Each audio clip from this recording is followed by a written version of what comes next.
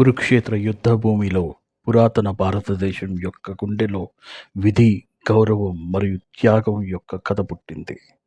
ఇది మహాభారతం కేవలం కథ కాదు, జీవిత సారాంశం కూడా.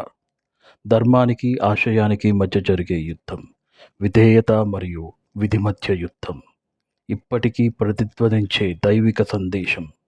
భీష్ముని అచంచలమైన ప్రతిజ్ఞ నుండి కర్ణుని విషాద శౌర్యం వరకు, అర్జుని సందిగ్ధత నుండి కృష్ణుని జ్ఞానం వరకు, ఈ ఇతిహాసంలోని ప్రతి పేజీ మనందరికీ ఒక పాఠాన్ని కలిగి ఉంటుంది. ధర్మం అంటే ఏమిటి, నిజమైన శక్తి అంటే ఏమిటి, మరియు మన స్వంత అంతర్గత పోరాటాలను ఎలా జయించాలి.